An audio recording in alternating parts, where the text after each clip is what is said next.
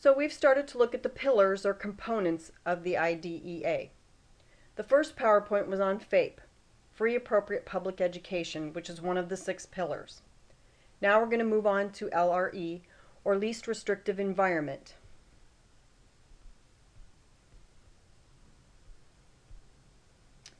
The least restrictive mandate is intended to protect children with disabilities from discriminatory practices and ensure access to education with their non-disabled peers. LRE refers to the education setting in which FAPE can be delivered to a special education student. A commonly misunderstood principle of LRE is the notion that the regular education classroom is the least restrictive environment. The regular education setting has to be one of the alternatives that's considered in the continuum of placement, one of the pieces of providing a least restrictive environment. And we're going to be working with continuum later. But it may not be the least restrictive environment for every child. That is a decision left to the IEP team. The team needs to keep in mind the important point of LRE. To the maximum extent appropriate, children with disabilities, including children in public or public institutions or other care facilities, are educated with other children who are not disabled, and special classes, separate schooling, or other removal of children with disabilities from the regular educational environment occurs only when the nature or severity of the disability of a child is such that education in regular classes with the use of supplementary aids and services cannot be achieved satisfactorily. So students who have severe disabilities that would not receive educational benefit by being placed in a regular education setting may be placed in a separate facility. So here in Lenawee County, like we have the Porter Center, and some students attend classes there. And for them, that's the least restrictive environment, not being in a regular high school or a regular elementary school. And those will be pieces we talk about as we go on and talk specifically about how we're developing the IEP. So as we look at least restrictive environment, it's Federal Regulations 300-114 through 300-120. The idea that schools should keep students in regular classes when they can. Students should attend neighborhood schools, so the school that's closest to their neighborhood when at all possible. And one of the reasons for that is that, you know, kids get used to having their own friends and their groups, and those are the kids that are in your neighborhood. That's who you hang out with. And so if you send a student to a school that's on the other side of town, they're going to get to know kids that don't live near them, and so the social aspect kind of goes away. So you want the students to attend neighborhood schools when at all possible. And schools should integrate students with disabilities with students without disabilities. So if you can, and if it's the right placement for the student, then they should be placed in regular education classes.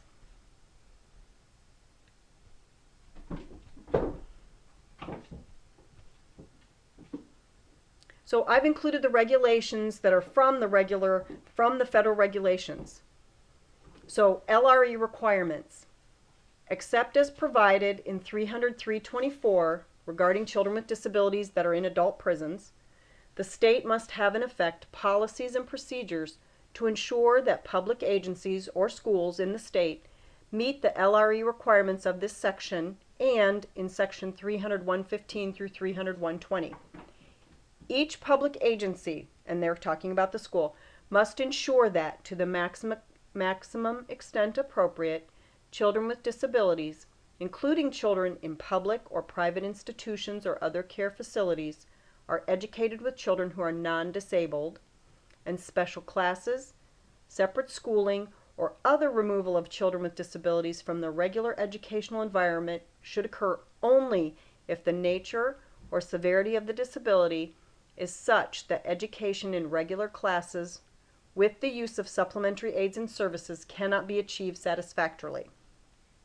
An additional requirement is a state funding mechanism,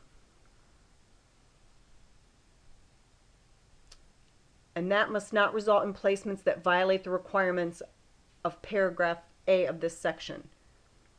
A state must not use a funding mechanism by which the state distributes funds on the basis of the type of setting in which a child is served.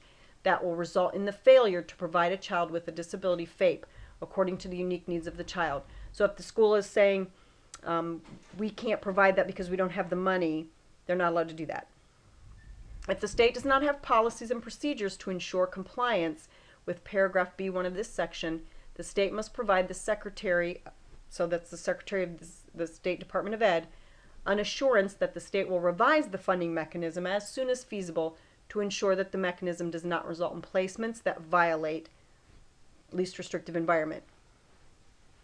Okay, so they can't say that they can't be funded or they can't afford that or they can't place the child there because of funding.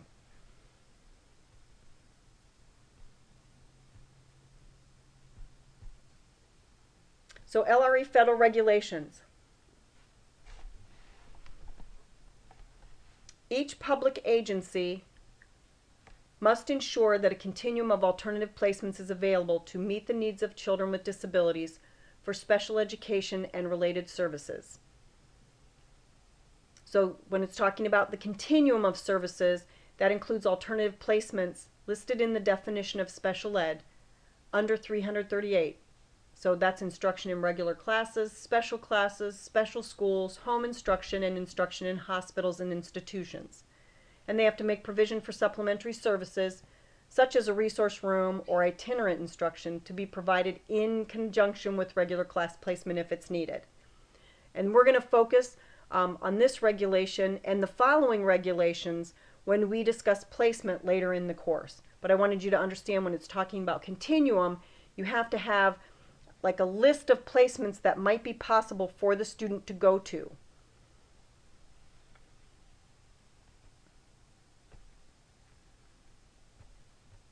So 301.16 is the regulation about placements. This is about determining the educational placement of a child with a disability, including a preschool child. So, and once again, we're going to get into this regulation more in depth as we go through the IEP process, and as part of the IEP process, you must determine placement for a student. But this is one of the regulations we will be looking at under LRE.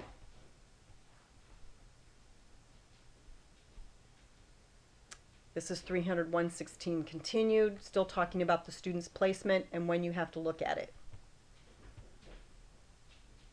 301.17 is non-academic settings. You not only have to look at the student's educational setting during the day, but remember, we're talking about equal access. It's important that the IEP team take into account to make the same activities accessible to students with disabilities as are available to non-disabled students. So if a student wants to join the school play or be in one of the athletic teams or any of the groups that are involved with the school, so if there's a math club or a chess club, they are allowed to have access to those activities. So if it's a hearing impaired student and they need an interpreter to be able to do that, the school has to provide that service to the student because it's still part of the educational setting to some extent. Has to be made accessible. Equal access, very important.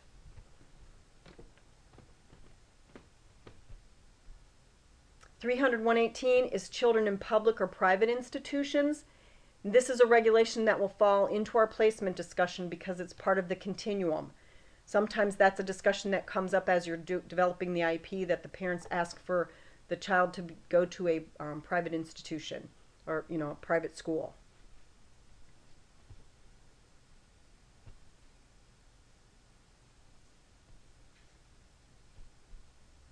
(301.19) is technical assistance and training activities. So this is talking about each state education agency must carry out activities to ensure that teachers and administrators in all public agencies are fully informed about their responsibilities for implementing 301.14 and are provided with technical assistance and training necessary to assist them in this effort. So remember, it's talking about SEA, which is the State Education Association. So here's a regulation that should interest all of you guys, as this was a piece of the discussion last week about the school district's responsibility. It doesn't necessarily mean that they're required to inform you of new legislation when it comes out. It'd be a good thing and it should happen. However, they are required to let you know if you have responsibilities in implementing policies that are set as a result of legislation that's passed. But the state's supposed to be carrying out activities to ensure that teachers and administrators have information. So they a lot of times offer professional development. But it's up to the districts then to, kind of alert teachers, or for teachers to know about those kinds of opportunities and to be able to take advantage of them.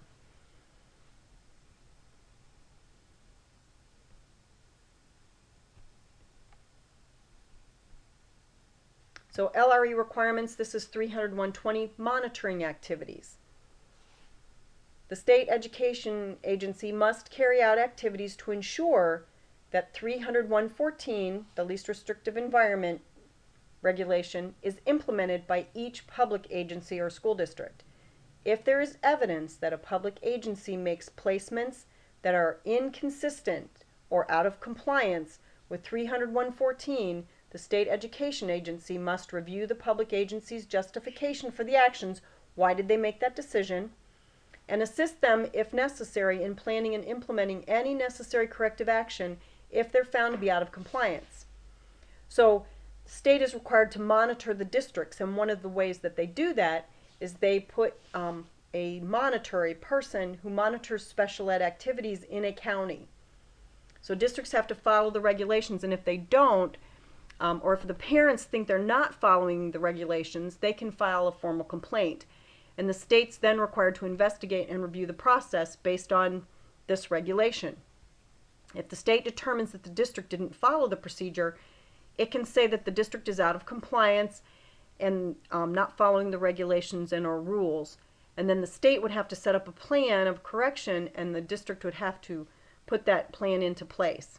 It could be that they have to rewrite an IEP for a student, or it could be as strict as makeup services for a student if they're finding that the district's making decisions not based on the regulations, not following regulatory procedures, and so the student's not receiving educational benefit, like we talked about for FAPE. Then they may have to have services available so the student can make up some educational time, and the district would have to pay for it. So that would be a monetary corrective action. And one of the reasons I know about this process is that I used to be the coordinator of compliance and monitoring for Lenawee County. So one of my responsibilities was to investigate special ed complaints that came in, and I worked with the State Department to investigate those and determine whether districts were in or out of compliance. And if they were out of compliance, I worked with the state to develop those corrective action plans and then help the districts implement them. So I have a little bit of experience in that area.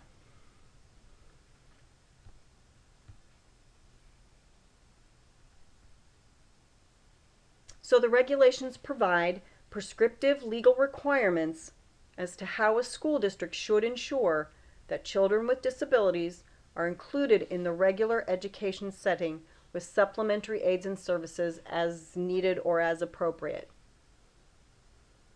However, the regulations do not and cannot provide school districts with guidance regarding the large amount and subjective information that must be considered when working to achieve LRE for each child.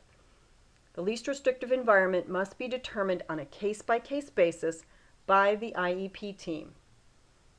The IEP team must work to look at as many factors and options as necessary in order to include all children with disabilities with regular children to the maximum extent possible. You can't have a cookie-cutter approach. You have to look at all the information related to an individual child and then make the determination as to the best placement for that student. Remember that all the pieces are connected. The determination of a student's least restrictive environment can affect their progress in school. They may or may not achieve educational benefit depending on the plan that's provided, and ultimately that would affect their free appropriate public education. So all of these pieces are going to start to link up. The IDEA is the big overview, and it's held up by all these pillars. FAPE, LRE, and then we're going to talk about the rest of them as we go through.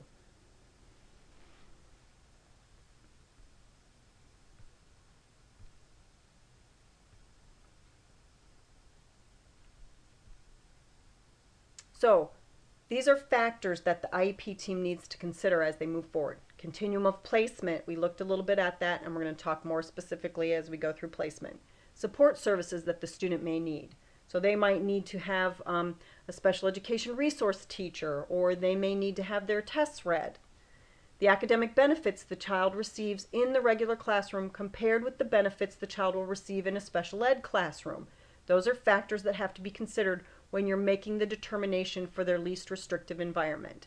The child's overall educational experience in the regular education classroom and the effects on the regular education classroom of the presence of the child with a disability. How is that child going to affect the regular ed class that they're in? So those are factors that have to be considered. So even though there's no direct guidance, it's important to consider all of these when deciding on the least restrictive environment for a student. Remember, we'll be returning to LRE, this element of IDEA, when we discuss placement as part of the IEP process.